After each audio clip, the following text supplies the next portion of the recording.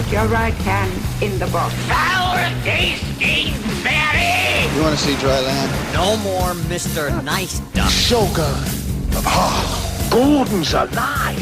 You talking about the damn sharks? What?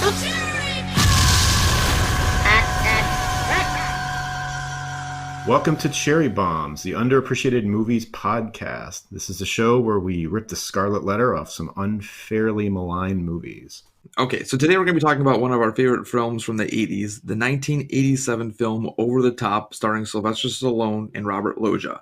It's about a father and son trying to reconcile, all the while against the backdrop of the great sport of arm wrestling. It's not for the money. What are the odds on Lincoln Hawk? 20-1, pal. Real long shot. It's not for the glory. You ain't got a prayer in Vegas. It's for the love of his son. All I care about is you. You're my boy. You want it? Sylvester Stallone. Why not? Over the Top, rated PG, opens this week. My first memories of this is that I did see this in the theater with my mother. How about you? VHS rental. Okay. Was my first. I'm pretty sure I rode my bike to Starlight Video to rent this one. Oh, nice. And it was rented multiple times. I think it was before we had 2 VCR, so I couldn't just dub it to a tape for myself. So it was one of those consistently rented ones until it came on HBO, at which point, of course, it was taped. I do remember it was taped over 2 different tapes, though, because that was back in the days when you had to buy your own blank tapes if your parents weren't buying them for you. Right. Or wait till Christmas and you get like the big packs of them. Right, yes. So, every second on those tapes was precious and you didn't waste any. Like you literally taped like the HBO promos or the little behind the scenes, but anything you could fit onto a tape until it was completely maxed out. Now I know you had a sister, whereas I had a younger brother, and I don't know, did you guys like arm wrestle after seeing this? Because we did all the time. No, I don't think so. We were trying to figure out ways to do makeshift arm wrestling tables at home, and the best thing that we could find was like Legos, and it was painful. Wait, Legos? What do you mean? We would build big posts out of Legos. and like trying to like use those to like hold on to, and of course they would just come apart and stuff like that. And if you slam each other's hand onto the Legos, or you're like freaking out because it hurt. And we were trying everything. I think the only way to really talk about Over the Top, other than just to go through the movie, which we'll do, is to sort of set up why this movie exists to begin with. And I think we can thank Cannon Films.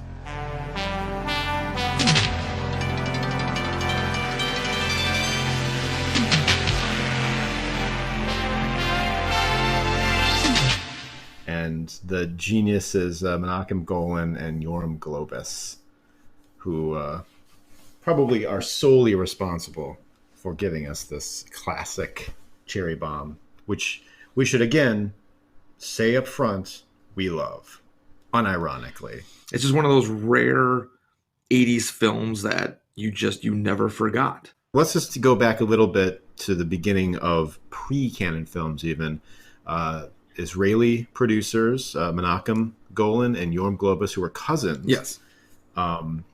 Were independent film producers, and even back then, lunatics. Very successful in Israel. Apparently, they produced the highest grossing film in Israeli film history. Yes. I don't know anything about the movie. It's a sex comedy. I know that. An Israeli sex comedy. And they remade that same movie in America, called, I think it was The Last American Virgin. Did you ever see it? Yes. Honestly, I remember watching that with my dad. I remember certain segments of it. I mean, it was like a very, very, low rent Porky's type of movie. That seemed absolutely like a movie that your dad would show you. Absolutely, yes. Or your grandma. Or grandma. Yep, they would not have a problem with that. That's right. So these guys eventually came to America and bought the Cannon Films Group, which existed in a completely different state. They proceeded over, 10 years, maybe 10, 12 years, proceeded to lay the foundation basically for how independent production companies operate today.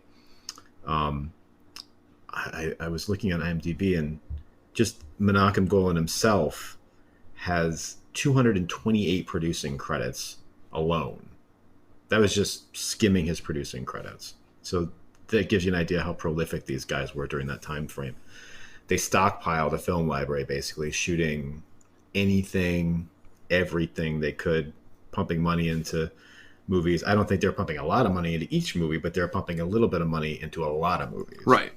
And across the spectrum. They were not just concentrating in one genre. So it was exploitation, softcore, horror films, ninja movies, children's films, like dramas, like highbrow things. They did not care. They were there to make movies. They didn't care about anything else. They just, from start to finish, that was their mission. Golan and Globus may sound like a couple of Middle East cities, but they are actually the Israeli cousins who own and operate the vast Cannon Group, a veritable movie-making machine. Affectionately and disparagingly known as the Go-Go Boys, they come as close to old-time movie moguls as anyone in the business. I read somewhere where you suggested that most of the Hollywood filmmakers spend too much time on the tennis court. No doubt about that, and has too many parties with too many this kind of cigarettes, if you know what I mean. Many in Hollywood return the disaffection. Grumbling is often heard about unpaid bills. You play hardball, not tennis. We don't play hardball. We love what we're doing. You know, we enjoy it. You know, it's not hardball. We protect our pictures as our babies. We have to protect them. You know. And it sounds like they love movies. Oh, absolutely. Which I think we see this a lot with some of the filmmakers that we like, and even the ones who we like but we don't like their movies. There's something about certain filmmakers where there's an enthusiasm that way outweighs the talent. It's it's the old Ed Wood thing, right? Where it's like the enthusiasm level is so high, and the love for what they're doing is so much that it comes through even when the movies are terrible, right? And yeah, a lot of the Cannon films were terrible and unwatchable, but a lot of them have gone on to become beloved. I don't want to say cult movies because that diminishes it somewhat, but like cult, I guess, some of them. There's a few that are legitimately great movies, and there's a few that people think are terrible that we think are legitimately great movies, which we'll cover on this show, and this being one of them, Over the Top. Right.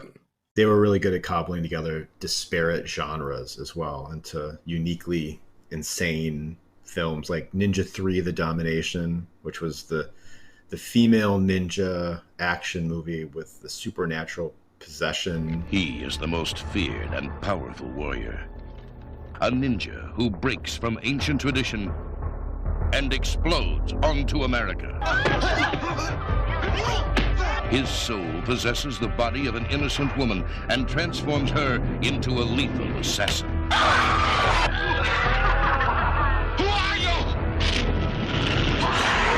How is that described? That was described as a merging of what?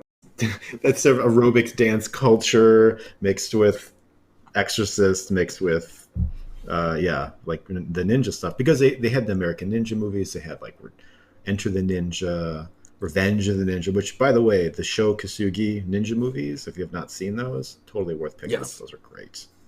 Those are like quintessential, like early to mid 80s. And because of those ninja movies, now that you speak of it, back in the day, JCPenney used to sell kids' costumes. And it was either my birthday or Christmas, which were close together. My uncle actually bought me a ninja outfit from JCPenney. It came like with the hood, the mask. It was almost like a onesie, and it came with throwing stars. All right, I want to see a photo of you in a ninja onesie. Oh my god!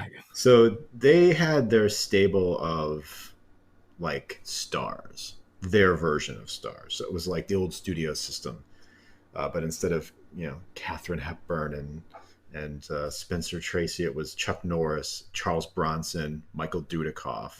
You feel it's a star's responsibility to get out and promote the film, don't you? I don't like those stars who sort of shine away from being on Entertainment Tonight. Or every time a star sees an ad in a newspaper with his photograph or the way his letters and where his name is, I mean, we encounter some problems, as you know very well, with some of the stars. I think that all of them needs a very good psychiatrist. What was the story? We have to acknowledge the great Electric Boogaloo Cannon Films documentary, because a lot of the history that we get from Cannon Films comes from that film. And they had said something along the lines of they were just with Chuck Norris, particularly, and Charles Bronson, they would, whatever scripts they got in, they would put it on a Chuck pile or a Bronson pile. And it didn't matter what it was. If it came in as a Shakespeare script, they have to determine which of these guys is going to play the role. So they churned out dozens and dozens of these things. So I think it was like 50 movies a year, something like that, for several years in a row. And some of the titles, first of all, we have to say Hercules, the Lou Ferrigno Hercules, and The Adventures of Hercules, or Hercules 2, will be their own, maybe dual Cherry Bombs episode, because those movies are insane and amazing. From the depths of space comes the strongest man on Earth in the Super Adventure Odyssey. Hercules. The incredible Lou Ferrigno is Hercules. A Golan Globus production from the Cannon Group. So Cannon Films alone, the existence of Cannon Films alone is justified for the Hercules movies. Delta Force, which is also a great action movie. American Ninja and its subsequent 8 million sequels. The Apple. Did you get around to watching The Apple yet? I bought it, but I have not seen it yet. But that is absolutely on my list of things to do, because I cannot wait to see this thing.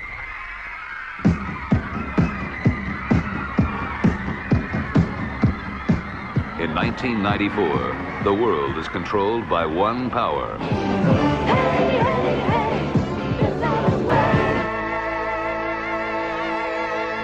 The Apple is success.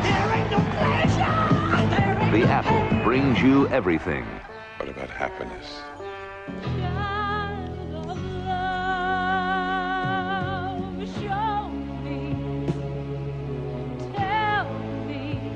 I wanted to release Bibi from a contract.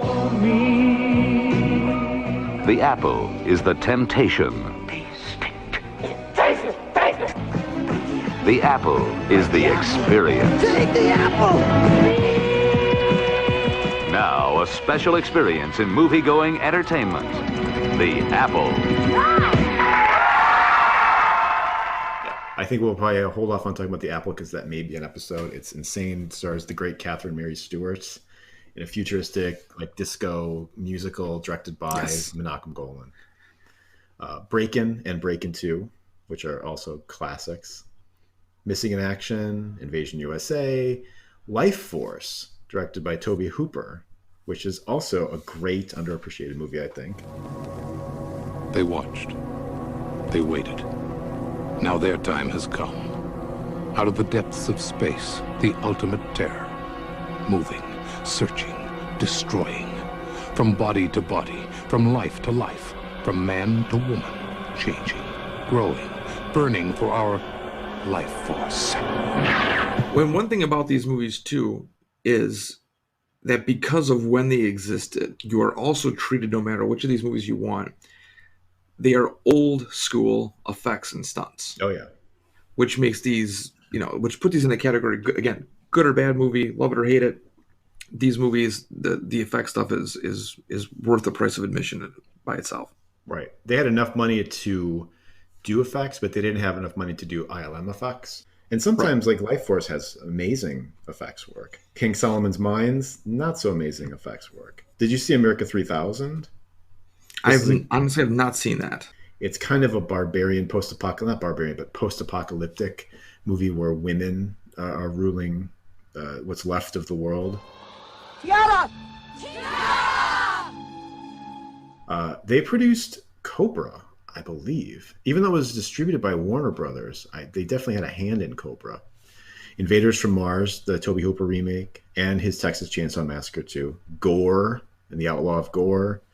Firewalker with Chuck Norris, Lou Gossett Jr. That's one of my childhood favorites. From the heat of the Sahara to the jungles of war-torn Guatemala, the grand tradition of adventure has returned.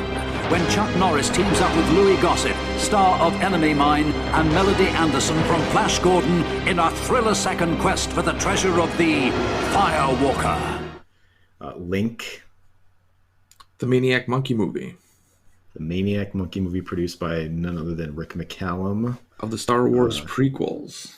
And of course, the Cannon fairy tales, which were a series of really chintzy. I think every one of them had Billy Barty in it. Rumpelstiltskin, Snow White, Puss in Boots. Eventually, this caught up to them. They were investigated by the Securities Exchange Commission for some sketchy accounting practices, and they started running into money issues. And the films, I guess, weren't making back the money that they were spending on them. So they needed a way to shift focus off of all of these financial issues and prove to investors and to the theater owners and so on that the company was healthy and that the product was top notch. So because they had previously had success with stars, in-house stars, they took a page from their playbook, but on a grand scale, and they signed Sylvester Stallone for $12 million with the idea that they were going to go out and make the next Rocky or Rambo.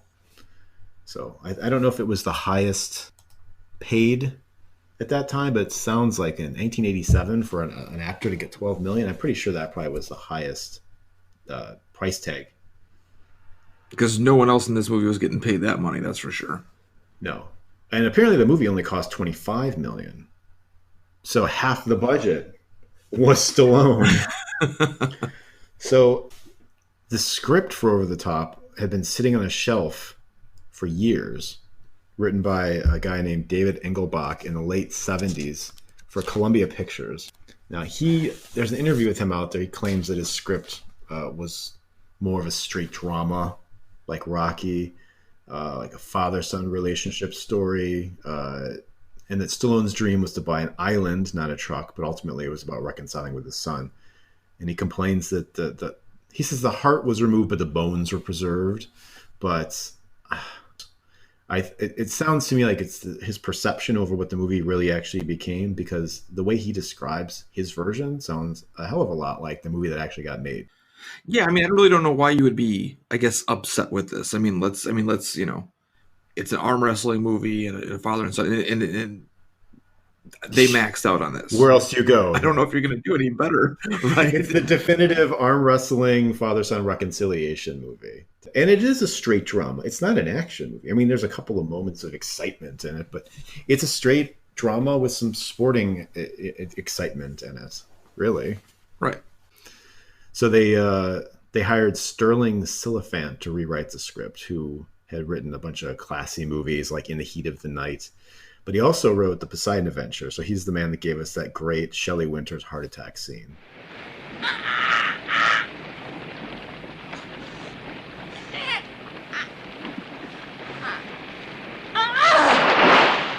His contributions, mainly he built up the Robert Loggia character as more of an antagonist.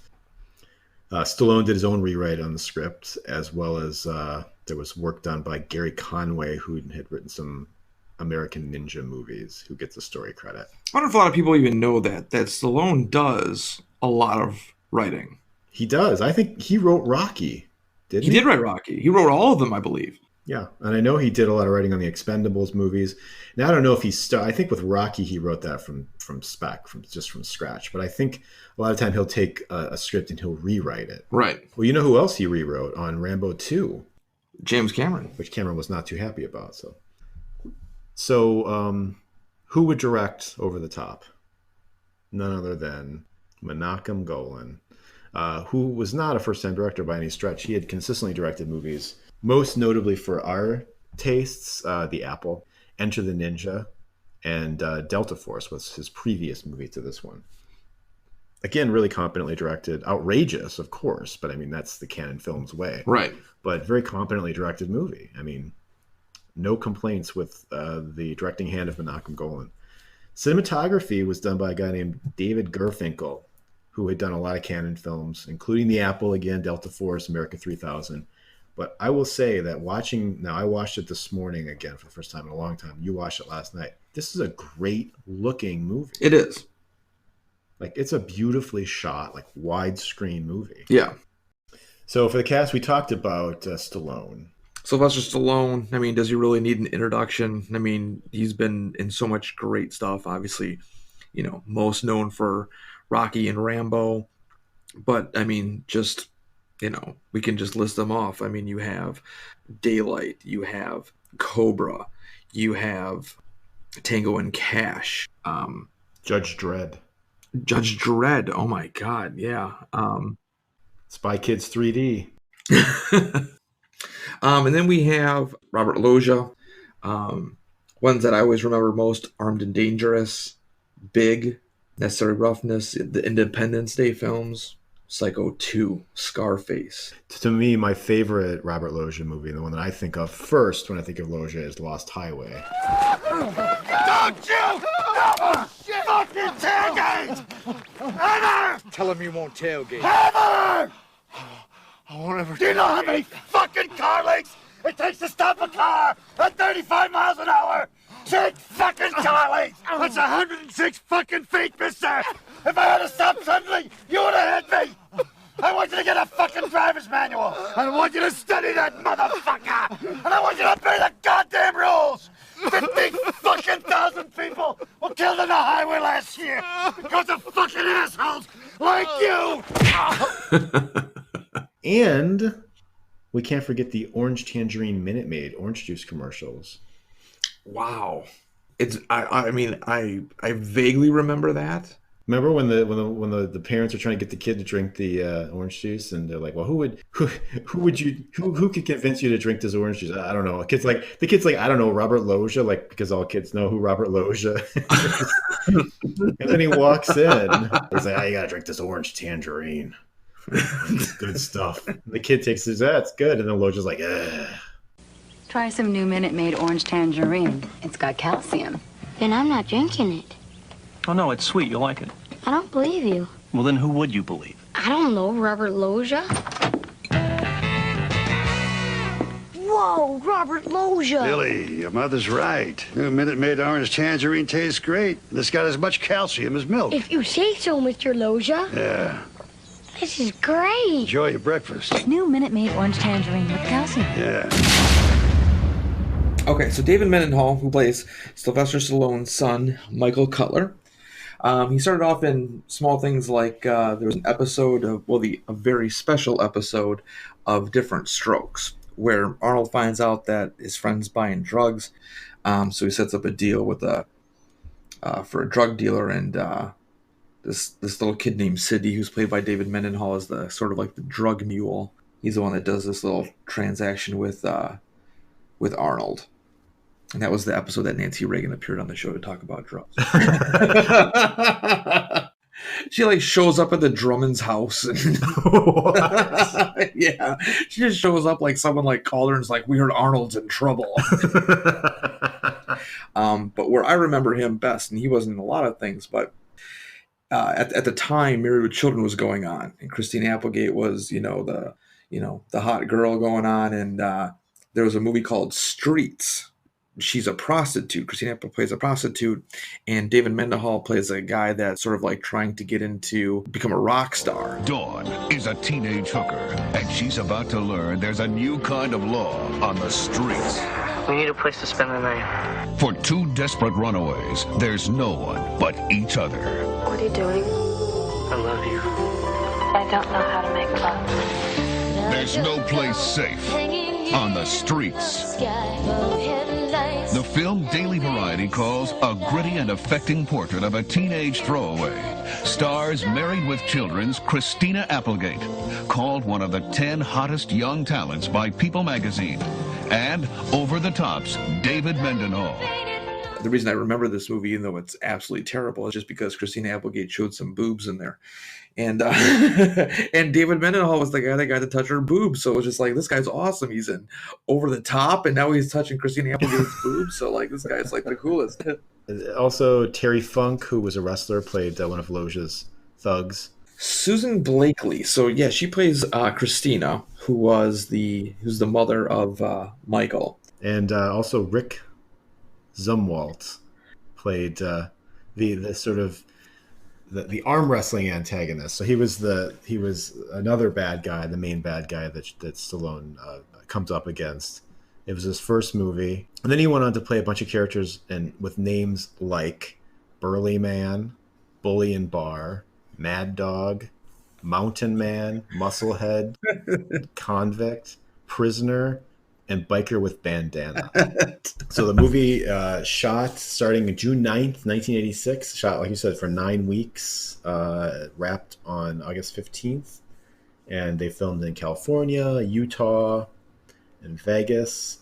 Oh, and one thing I want to mention too before we start going into this movie, because I'm going to bring it up at certain times, because it's always, even as a kid, this was something that like I was just like, is it this or is it that?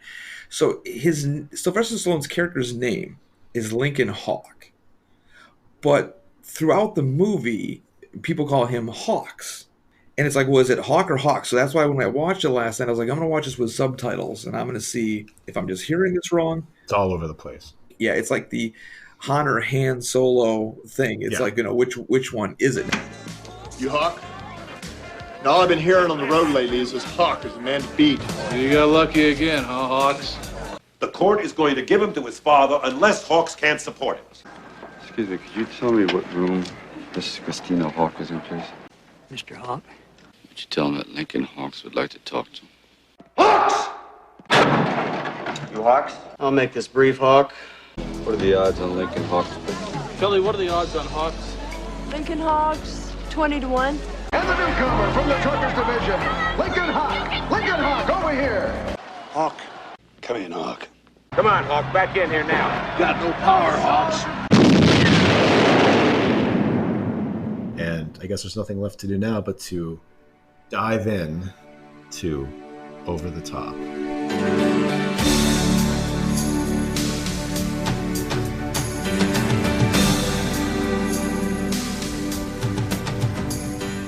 Movie opens and we find Lincoln Hawk, or Lincoln Hawks, yet to be determined, driving his truck through scenic landscape shots. And we see him washing his truck, polishing his Hawk hood ornament, basic tire care and shaving, teeth brushing, grooming. As we listen to the Robin Zander song In This Country. The miles go by like water under the bridge. And that's intercut with his son's graduation ceremony from the Summit Crest Military Academy, which was filmed actually it's meant to be in Colorado, but it was filmed at the Pomona College in Claremont, California, which actually is just right down the street from me. I could literally drive there in 10 minutes. So Lincoln's all, or Link as they call him in the movie, is all cleaned up and spiffy looking to show up. He's late, of course, for his son's graduation. Delivery's in the rear. No, I'm here to pick up Cadet Cutler. Okay, pass, sir. Thanks. He arrives and did you notice he gets dirty looks from people for some reason? That woman? But I never knew until last night with the subtitles that they actually comment on him. So the parents kind of look at him because he's not, he's got a clip-on tie and suspenders, so he doesn't look terrible, but he's not at that, that high-class suit and tie caliber. So they're kind of like making notes, and this woman who turns over her shoulder, she's like, "Who brought him?" I went back and watched it again. I'm just like, I just want to make sure I heard it correctly. And yeah, he says, "Yeah, who brought him?" I was like, "Oh my god!" Like this, snotty, yeah. So he's about to Michael, the kid, is about to get into the family limo, and he's called into the colonel's office, and he finds out that his father has arrived to pick him up and drive him home at the request of his mother, who is currently dying in the hospital. Sir, my grandfather has instructed me to go home with no one besides himself or my mother. Your mother has legal custody over you, Cutler, not your grandfather. And it is her request that your father bring you home. May I see some identification on this man, sir? That's not called for, Cadet. We pick up pretty quickly that the kid is pretty much a dick. Right off the bat. But I mean, having been raised by Robert Loggia, I guess that should come as no surprise. Yes. So they go out to the truck, and this is the first time that we hear the Kenny Loggins song, Meet Me Halfway, as orchestrated by Giorgio Moroder. And I didn't realize until I watched it today how many times Meet Me Halfway is used in the movie. Like, it is on a nonstop loop in this movie. It should have been the name of the movie. It could have been. Are we going in this? Why can't we fly? Well, your mother thought it'd be a good way for us to get to know each other. How long will it take? Well, I have one more pickup, and say 2-3 days to be in California, and your mother doesn't go into surgery, say, until Wednesday morning. Do you really think you can make up 10 years in 2 to 3 days? No. And the other thing that should be said is that Stallone is playing this very low key, very almost bashful, Yes. gentle. There's nothing. He's not rising to the kid's insults at all. He's just very like, it's almost like embarrassed. Yes. Like that he you know, hasn't been with his kid, obviously, because he, you know, the thing is that he left his kid when he was 2. So the kid's upset about that. But in the truck, he's got all these pictures of his kid growing up, hanging up. Well, your mother sent them to me. Why? Well, I've been writing to her for a long time, and I asked her for some pictures so I could see how you're growing up. If you two had been riding for a while, sir, how come I never got a single birthday card or a letter or anything? What are you saying, Mike? I'm saying I never heard from you. Mike, I've written to you 100 times. Birthdays all the time. What do you mean I never? Well, you must have sent them to the wrong address, because I never got anything. So Michael like kind of had enough about this, so he tells him that he's gonna be sick. So Link pulls over, and Michael gets out and just runs across a highway into traffic on a freeway, causing accidents, causing like all these cars to kind of crash. Hey! Hey, what the hell are you doing? Hey, police on that kid! And then Stallone runs after him and like tackles him. Stop it! Stop it! Wait. I hate you. And, he's like, well, we gotta start somewhere. And then we see Robert Loggia, who's I believe his first name in there was Jason Cutler. I believe that's what his first name was, Jason. So Mr. Cutler goes into the military office and he's upset that he was released to Lincoln. I didn't fly all the way up here to be simply told you turned my grandson over to that worthless bastard. And he's like, I'll talk to the board about what you've done. But we don't know what he does for a living. But he's obviously he has like an entourage of security and lawyers and stuff like that. That's right. We never do find out. We know he's probably got his fingers in a bunch of things because he's got a trucking company. He's got this and that. He's also a bigger dick even than the kid. Right. I can't tolerate stupidity. So then we're back in the truck, and the kid is again criticizing, this time Link's choice of food. Sir, you're going to be a victim of cholesterol poisoning. Later in life, you'll just start to rot away. You're just full of good humor, aren't you, Mike? So so they show up to this greasy diner that's filled with nothing but like, just it's like 100% truck drivers. This is the first proper confrontation in the movie. I love this scene. This is great. I said, are you Hawk? What can I do for you? I'm the Smasher. It's a nice name. And all I've been hearing on the road lately is this Hawk is a man to beat. I can't believe everything you hear. I don't believe anything. I got 1,000 that says I could tear your arm off. You want it? I said, you want it? Why not? All right, let's get this table ready. Let's go. Come on. I want to show this guy something. Come on. Break his arm off. The best part of that moment is when you hear that guy in the background that's looped in that says, "You tell him, Smasher." Tell him, Smasher. Yeah. Whoever looped that guy in the background, amazing. Right. I love that there's this underground community of arm wrestlers where like, you just run into this at a diner where he's just like, you Hawks, I heard you're the man to beat. Let's go. They set up this arm wrestling table in the back of the diner, and there's like 100 people ready for this match. Like they kind of like, the sea of people parts, and you see the guy at the table and he's waiting and he's kind of practicing wrestling his arm, and well, one of his friends is like slapping the shit out of him to get him. Just keep slapping his face. He's like grunting, like, yeah.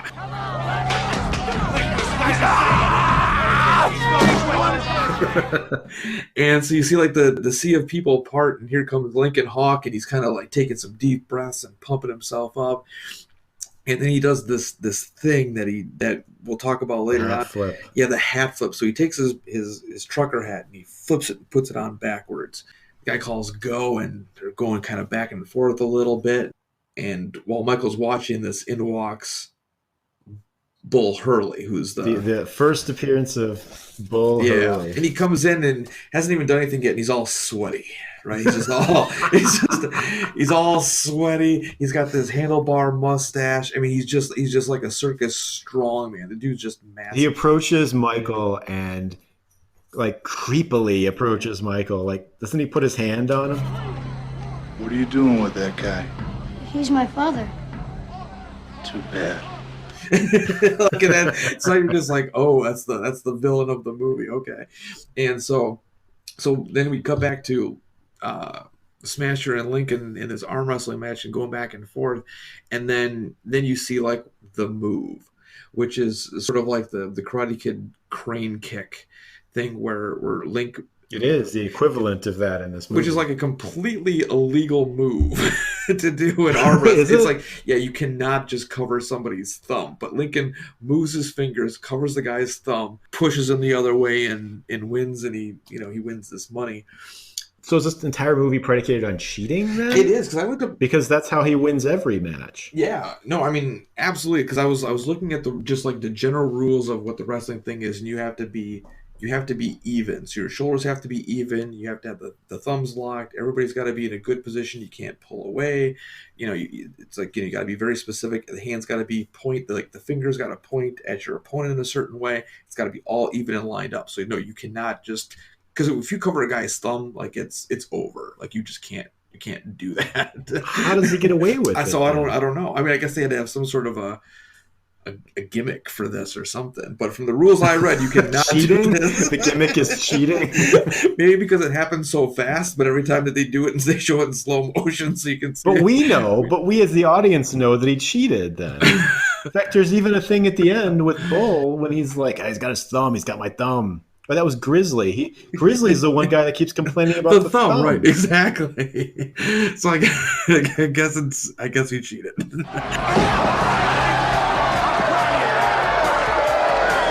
So he wins the money, he goes back out in the diner, flips his hat back around the normal way, and Bull's like, hey, let's go. Let's go back in there. I feel like whooping some ass. And he's like, nah, Bull, why don't we just wait for Vegas?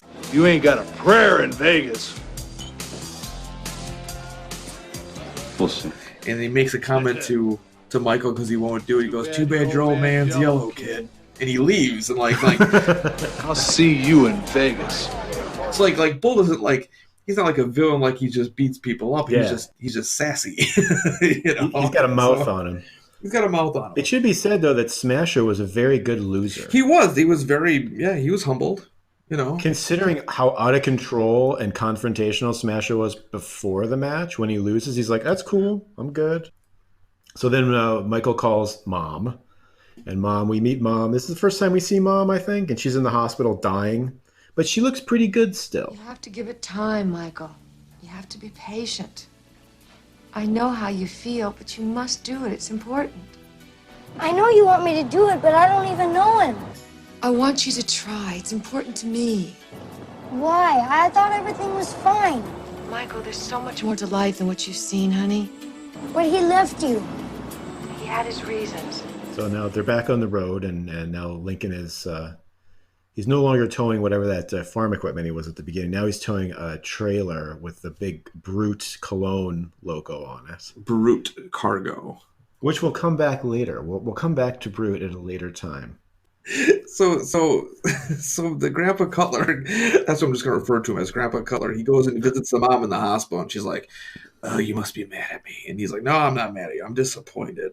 He goes, he hasn't been in his life. He goes, I've been his dad for 12 years. Yeah, he's guilt tripping a dying woman. He is, right? So that's exactly what he's doing. So this part I forgot about too. So when he leaves the hospital room, when he glares menacingly at the nurse pushing the IV, right? Yeah. So she walks right past. He's like, yeah. So he goes up to the head doctor and he's like, any phone calls come into this room, I want to know about it. And he's like, yes, sir. Like he's got like the whole medical staff under his employment.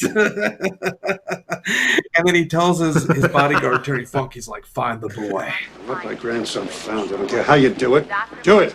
Yes, sir. He's got people everywhere, Loja. Loja is like he is a titan of industry because he's got men, not just men, but thugs everywhere, ready at the drop of a hat to strike out. So yeah, so after the visit with the mom and the doctors and everything, Lincoln just pulls over to the side of the road, and they're gonna sleep in the truck. By the way, if your neck gets sore tonight, you can use my shoulder for a pillow. Thanks anyway, sir, but I think I can manage. You sure? Positive, sir. 'Cause I don't mind. Sorry. Here's my shoulder for you if you're. He really wanted that because the next morning he's using the kid's shoulder as a pillow. So Lincoln he's all about the shoulder pillow thing. He likes to cuddle. That's his He thing, does. you He's a know? cuddler. I mean, who's he had to cuddle Right. with for years now? He's just been on the road. He's been by himself. Cuddle with them, for God's sake. Yeah. Give the guy a break. So the next morning we wake up and we get exercise montage.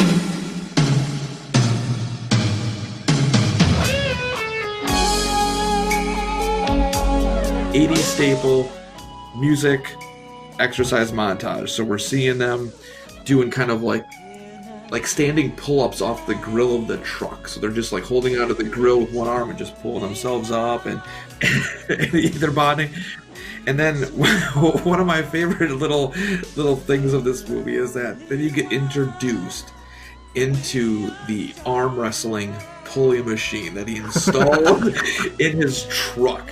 So for his right hand, while he's driving with one, he's got this pulley machine that he just sits there and it's at the like the roof of the cab and he just pulls it down and just pull it down.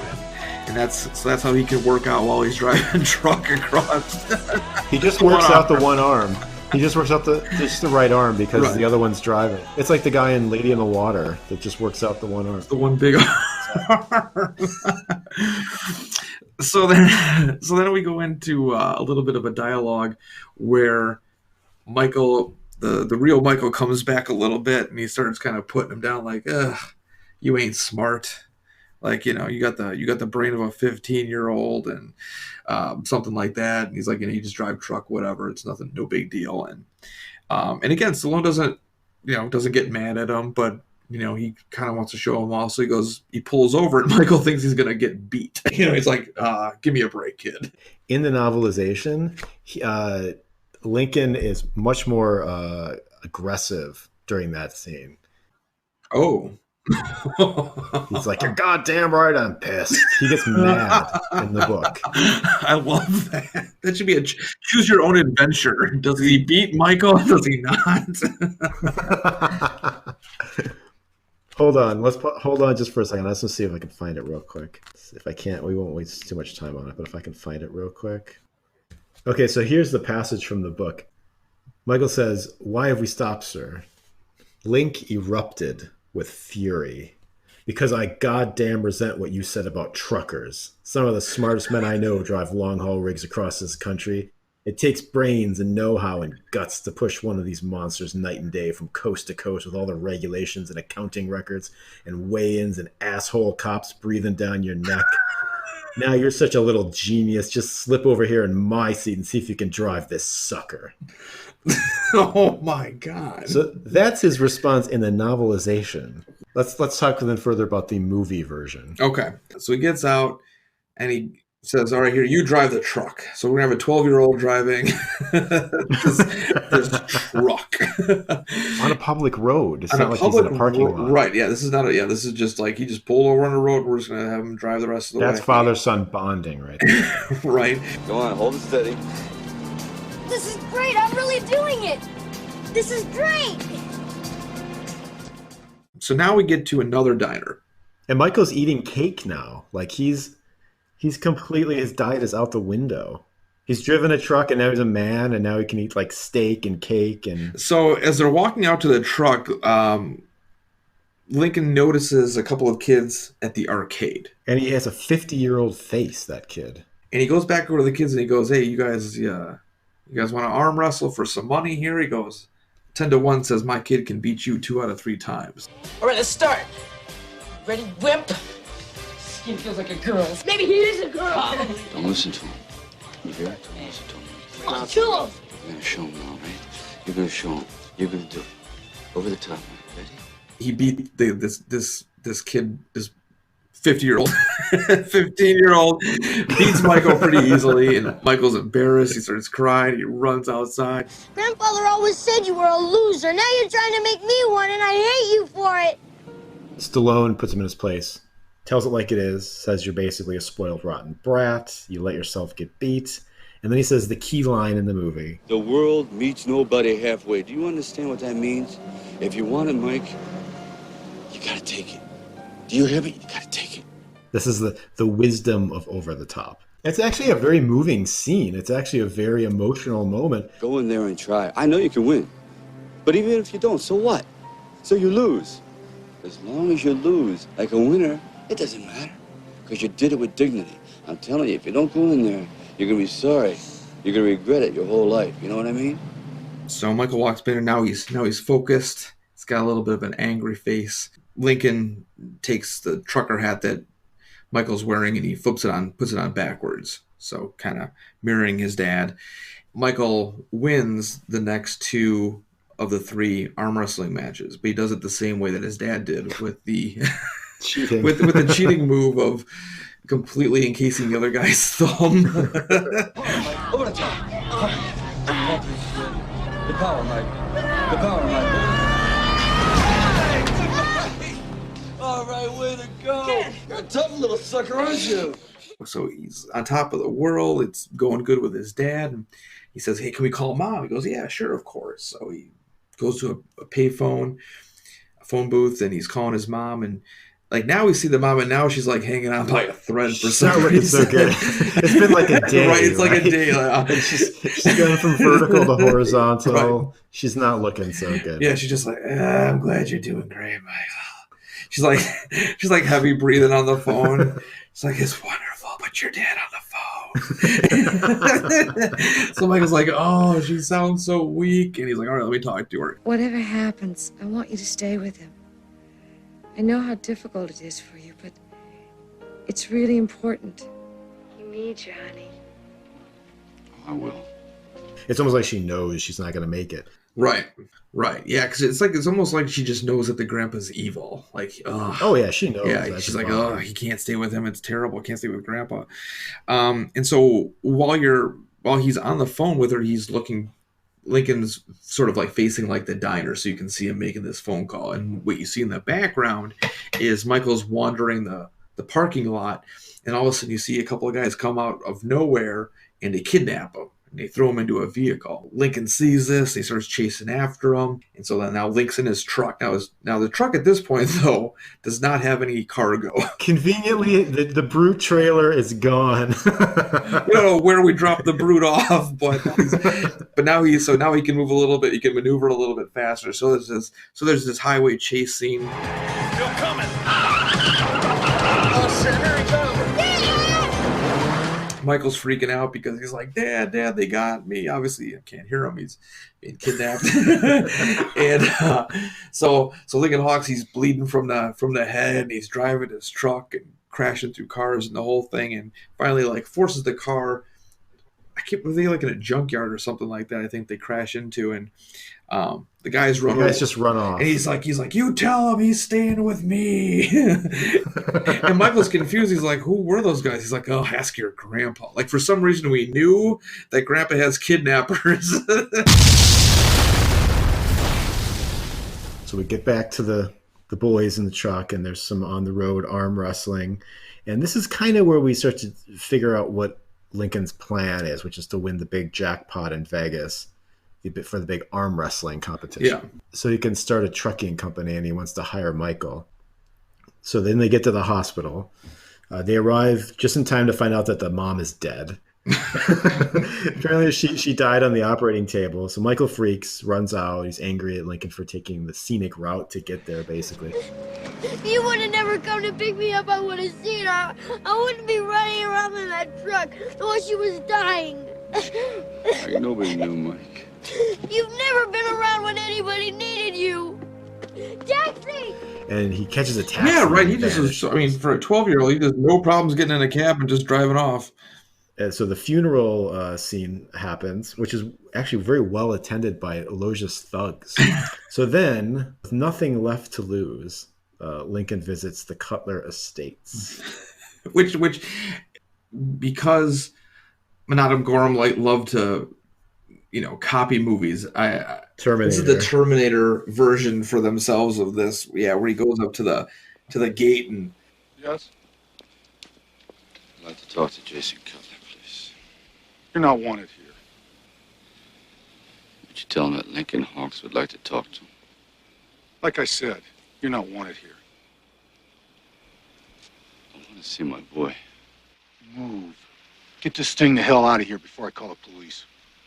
And then, of course, you see the headlights and it comes busting through and driving through the big water fountain on the front lawn and right into the front door. Literally through the front door.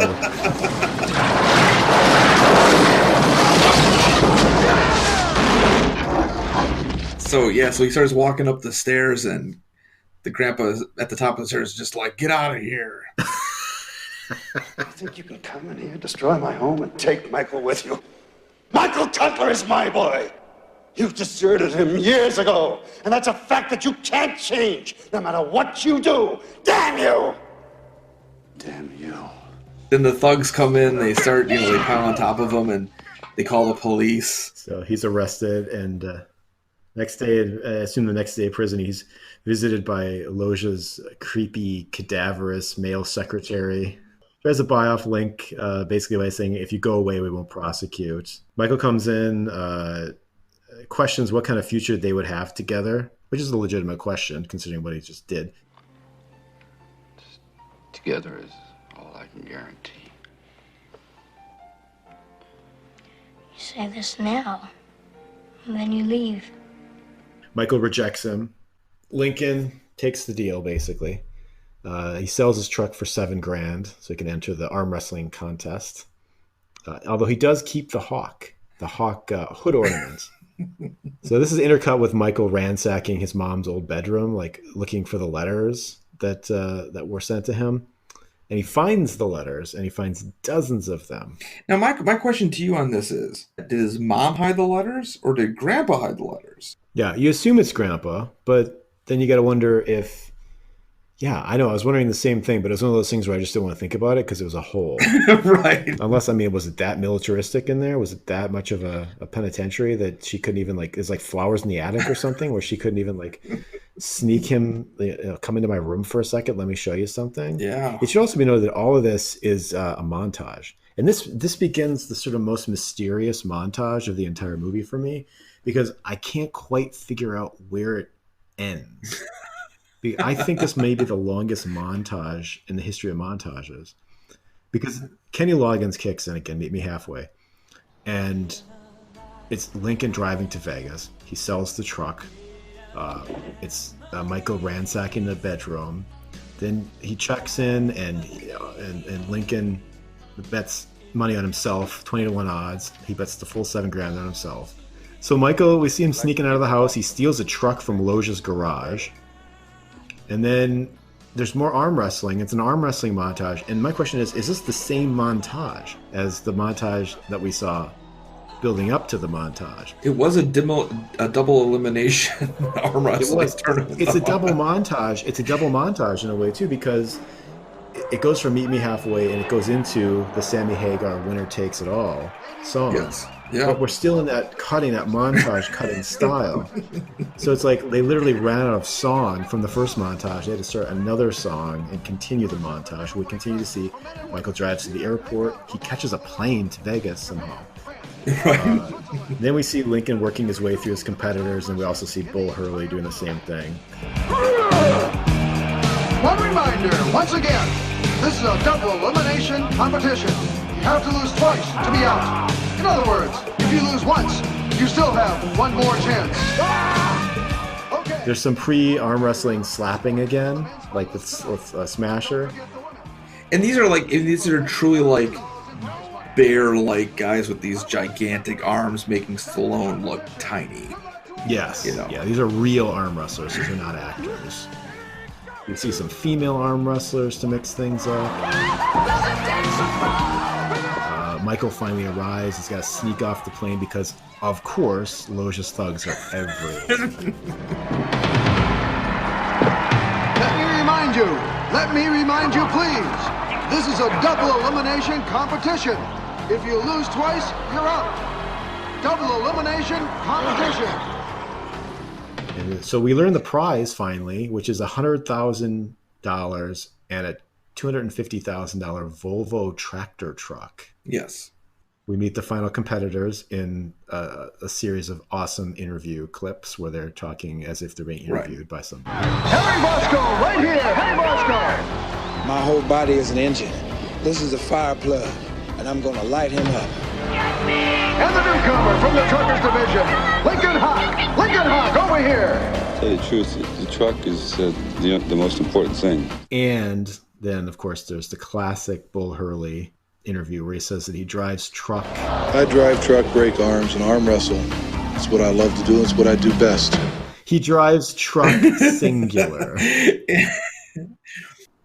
So then he starts his competition, and Lincoln starts making it through, starts winning. We're still intercutting with Michael. Michael's climbing out of the baggage claim now. So it's at the airport. Then he makes it to the Hilton in Vegas where this is being held. Just about the time that Link is beat by, I think it was John Grizzly. Yeah. So Loja arrives, and he asks his thugs to bring Link to his suite, to his hotel suite. You want a drink? You don't have to stay sharp. I understand you already lost your first match. What do you want, Cutler? With Christina gone, I have no family left in my life, except for Michael.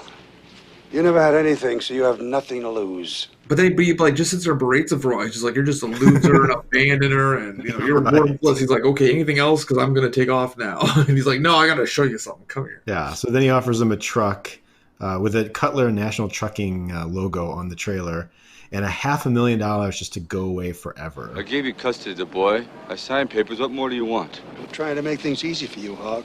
You don't need Michael as a meal ticket anymore. You're on a free ride. So take the truck, take the money, start a new life, start your own family. Got a family. This is over. I'm coming to get him. Lincoln's had enough. Mr. Cutler is talking to you. I'm through talking. That's when he smashes Loja's bodyguard through a glass door. It just shoves him through, and you get that great sting of music. Yeah, the great sting of music where it's like dun dun.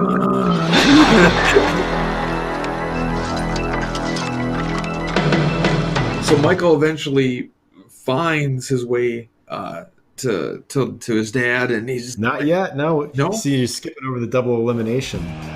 One reminder, once again, this is a double elimination competition. You have to lose twice to be out.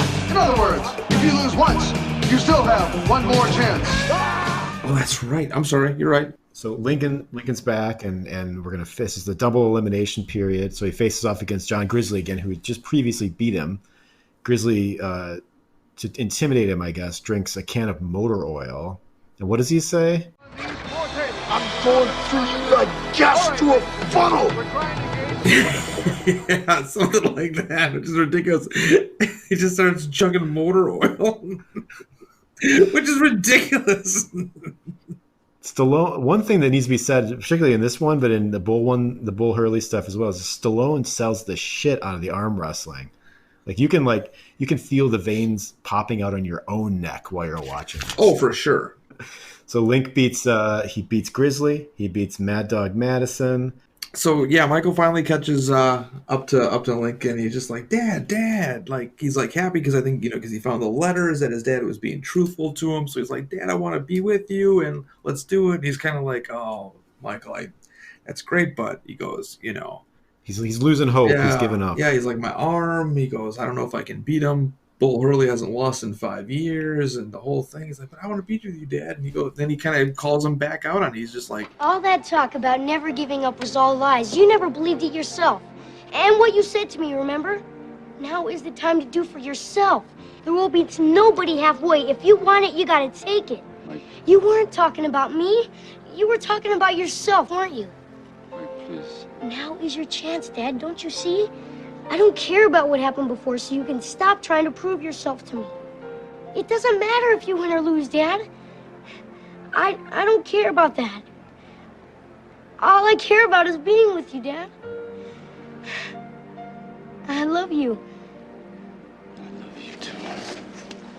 The third and final and most resonant delivery of the world meets no one halfway speech. So we realize basically that Lincoln has never actually followed through on anything in his life. And this is his chance to actually finally do that. And all of this advice he's been giving to his son, he has not been taking himself.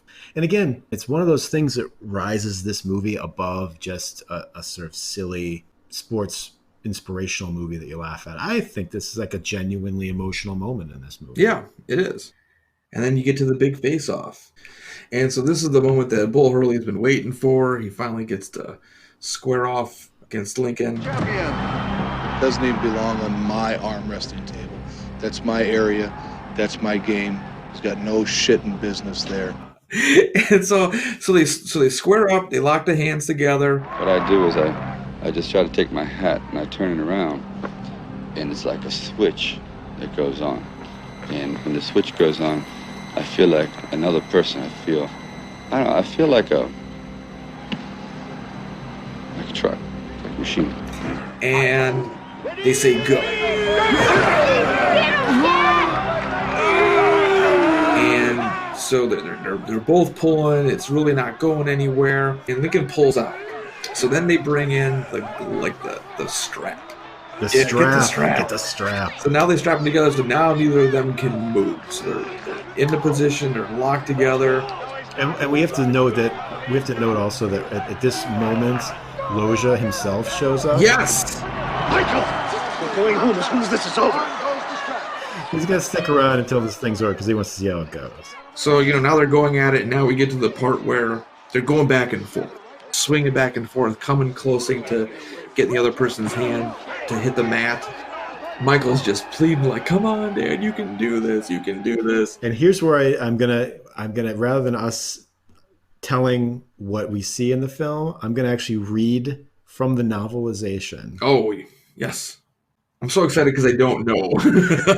So here it is. This is the finale moments of Over the Top from the novelization written by Joel Don Humphreys, Inside the Head of Lincoln Hawks.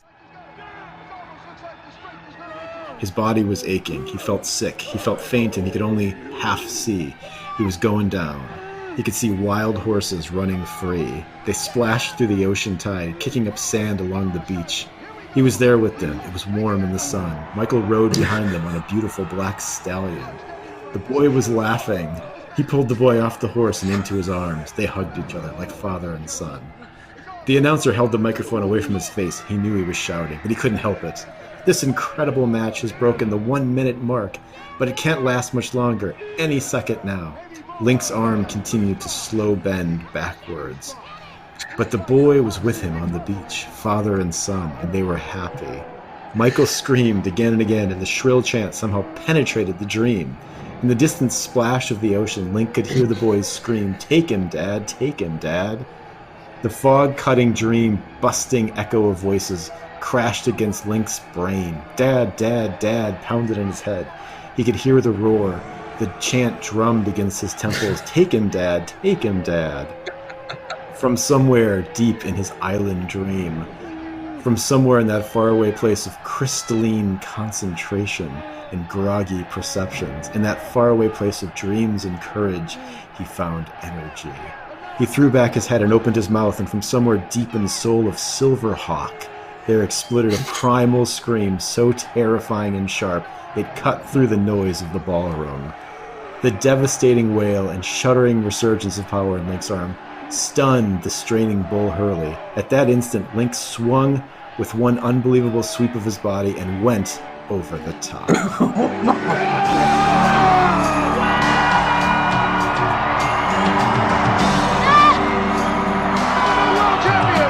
Hawk is the new champion! crowd goes wild. We cut to Robert Loggia. His heart is melting. The novelization made it seem legit. The novelization said nothing about the cheating. It said nothing about cheating, but in slow motion, you see the fingers go out of position and cover the thumb of Bull Hurley. Yeah, and then that was it. And then Michael jumps into his arms and holds up the trophy. Freeze frame. Then we dissolve to the next day, I assume. It's Lincoln and Michael going out to the truck that he's won, the $250,000 truck. And Link screws the Hawk hood ornament onto the front of the truck. Why don't we just start our own trucking company? You know, we could call it Sun and Hawk. Sun and Hawk? Yeah, I like it. Well, how do you think Hawk and Sun sounds? Hawk and Sun. What do you think of that? Hawk and Sun. Hawk and Sun. Hey, I think it just might work. And then we hear the Take It Higher song, helicopter shots of the truck as the credits roll, and they drive off literally together into the sunset. And at the very end in the credits, there's a warning for patrons not to imitate any of the stunts or situations in this film. I can only imagine, though, that most people just went home and just arm wrestled. Of course, right? Wouldn't. Over the top. A whole generation that thought that was a legal move. Right. I thought it was illegal. Probably destroyed the entire sport for years. Oh my God. Can you imagine people going into tournaments and trying to pull that stuff? It's got my thumb. Over the top. And if you're wondering why Hollywood has not remade Over the Top, it's because you can't remake perfection. I don't know why you'd want to make another arm wrestling movie. Like that is the definitive arm wrestling movie. Where else can you go with it? Exactly. So the film was released. And I think we all know where this is going. But before we get to that, let's talk a little bit about how the movie was promoted. Sure. Cannon Films and the International Arm Wrestling Council invite you to compete in the first international tournament to find the best arm wrestlers in the world. It's the chance of a lifetime. And it's just an entry form away. The winners will be flown to the United States to compete for the World Championship in Las Vegas. You can win thousands of dollars. And all licensed truckers have a chance to win a new Volvo White highway truck.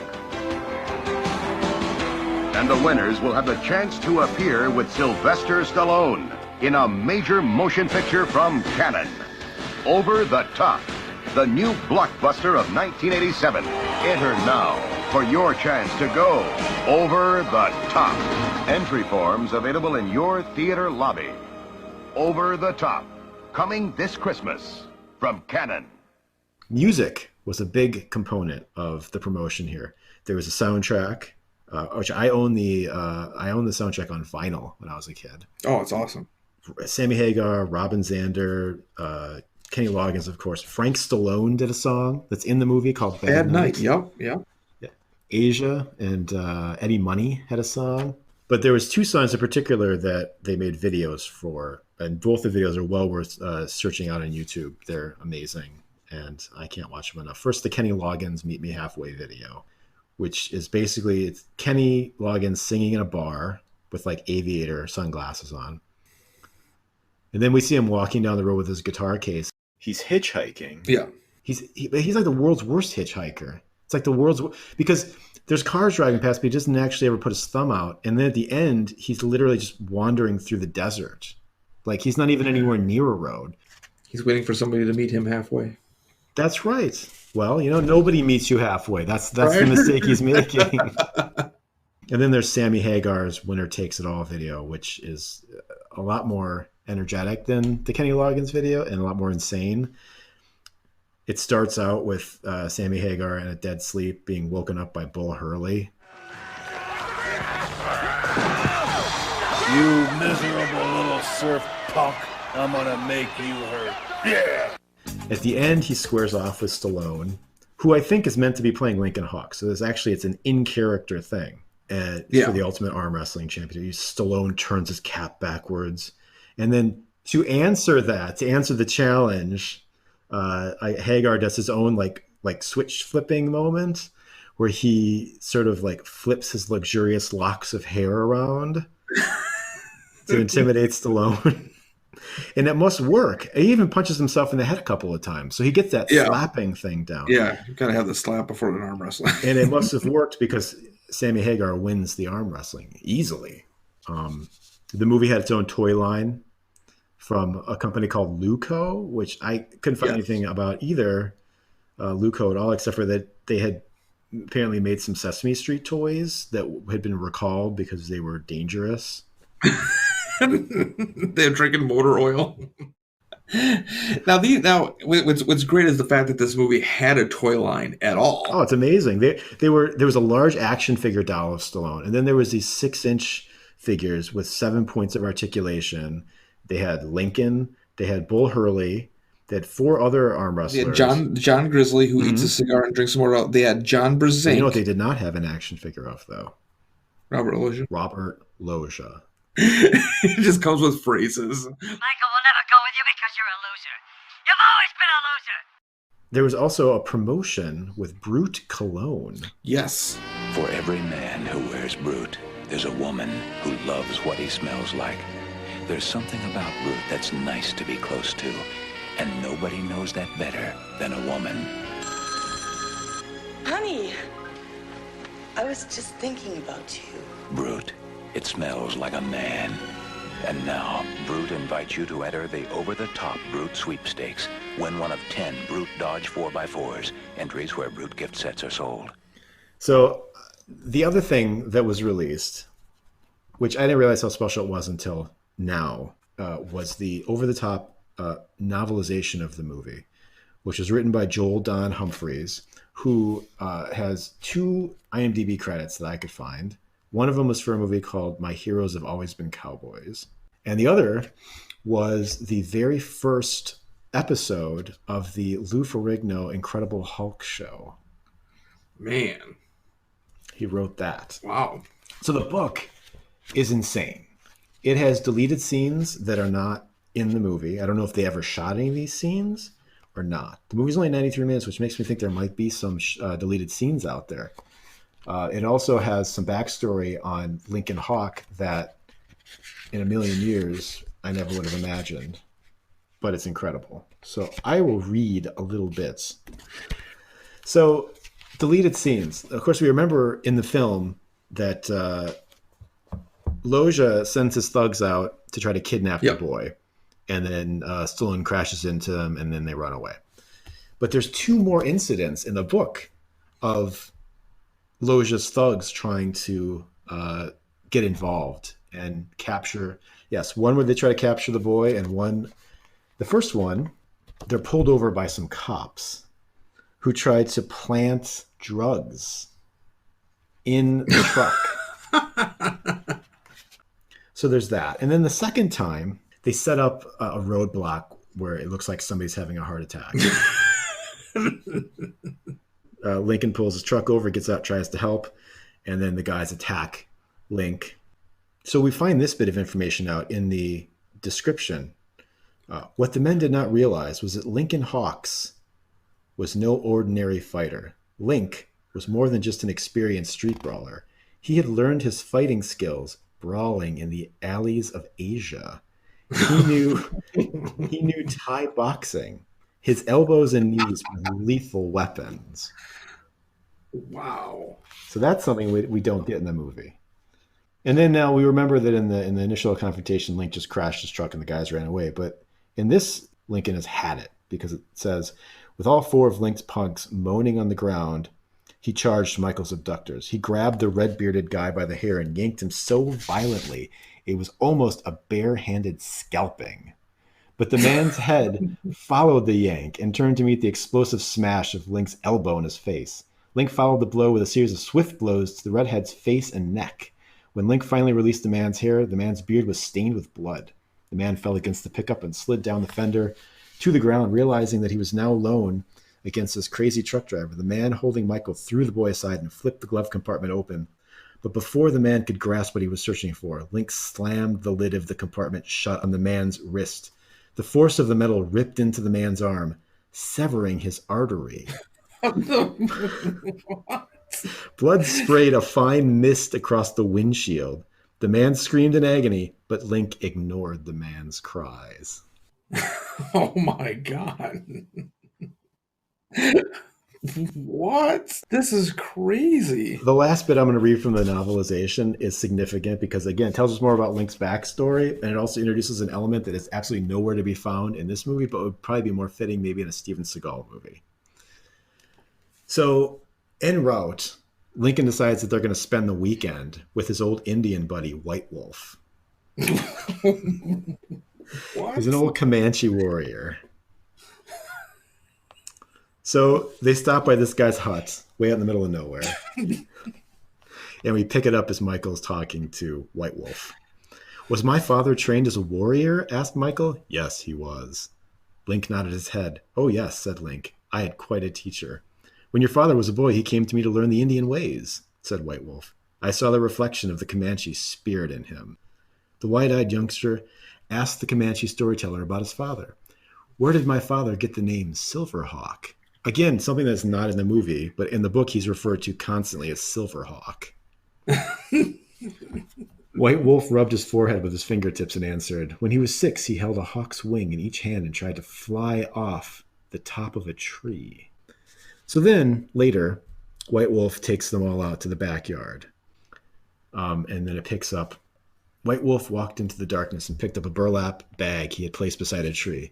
Michael stood in the dark, still confused by what was happening. White Wolf walked to the edge of the circle and jerked the string at the mouth of the bag, opening it. With one swift, fluid motion, he shook the contents of the bag into the circle and jumped away. A large rattlesnake plopped on the ground in front of Link. So what happens next is Link has a showdown with the rattlesnake.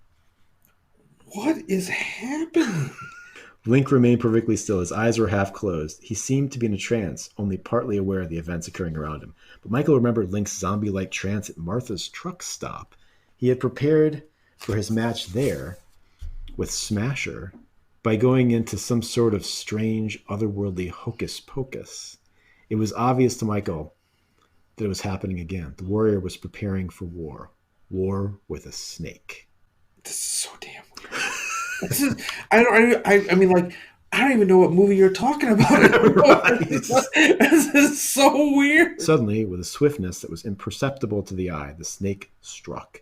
But immediately, Link's right hand darted out and closed around the snake's neck just below its gaping fangs. Lincoln held the snake in his hand and rose from the ground. He turned his body to face the west. He lifted his eyes to the moon. In his heart was the ancient death song of the Kiowa. I live, but I shall not live forever. Mysterious moon, you only remain. Powerful sun, you only remain. Wonderful earth, only you live forever.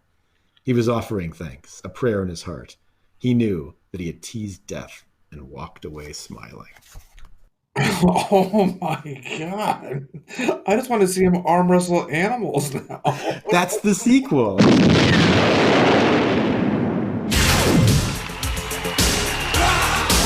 You never had anything, so you have nothing to lose. All I want to do is hurt him, cripple him, get him off the table. All I care about is you. You're my boy. You understand? There will be to nobody halfway. Now is the time to do for yourself. I own you. Over the top, Dad! Over the top! Sylvester Stallone, Over the Top. Over the Top was released in about 1,700 theaters. Opened in 4th place for the weekend, earning $5.1 million. It was beat by Mannequin, Outrageous Fortune, and Platoon. Well, it's in good company, though. David Engelbach, the original screenwriter, apparently, this is in the Electric Boogaloo documentary, cried at the screening over how his original vision had been mangled. Oh, like, come on! It's like how over dramatic. Like, let's be honest. It could have been so much worse. Right. Sheila Benson of the LA Times said there isn't an honest moment in all its 91 minutes or a true performance, which I think we can all agree is complete nonsense. I think Ebert said something about it was like a soundtrack movie or a music video movie or something like that. But again, that shouldn't hurt it.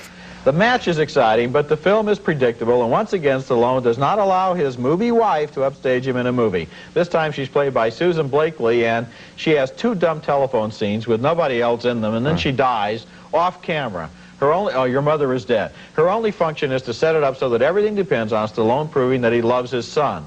I would have liked this movie better if they'd forgotten about the wife and the son and the grandfather and Stallone, for that matter, and just concentrated on the arm wrestlers, who all seemed a lot more interesting than any of the main characters in the movie. They know that they don't have a lot to show with arm wrestling. I mean, how many times can you go this way and this way? I mean, it just isn't kind of that thrilling intrinsically of a sport. So, watch a metronome, you get the same effect. I wasn't going to mention this because I find this weird and hard to believe, but there's a story out there that apparently Roger Ebert had been slammed against a slot machine by Stallone and told that it was okay to criticize the movie but not to criticize him.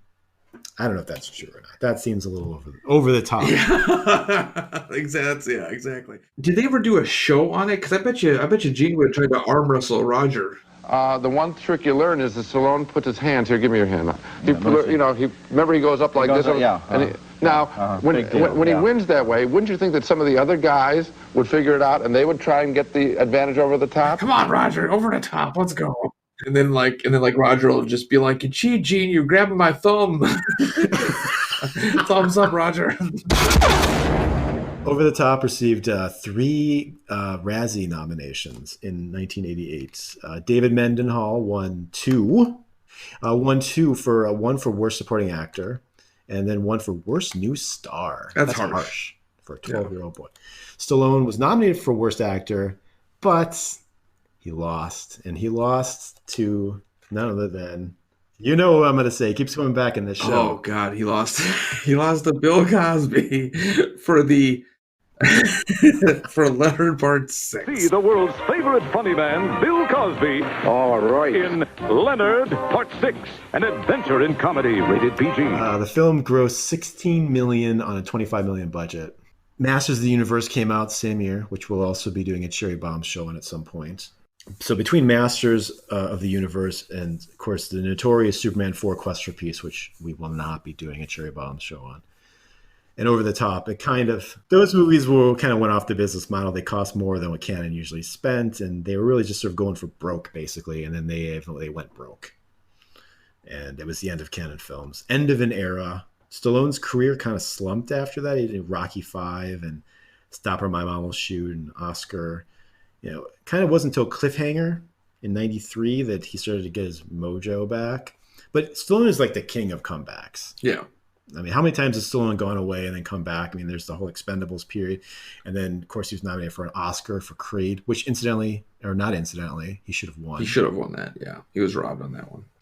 He later said of Over the Top, and I think this was in a Cool News interview back when that was a thing, I would have made it less glossy and set it in a more urban environment. Next, I would have not used a never-ending stream of rock songs, but scored music instead, and most likely would have made the event in Vegas more ominous and not so carnival-like.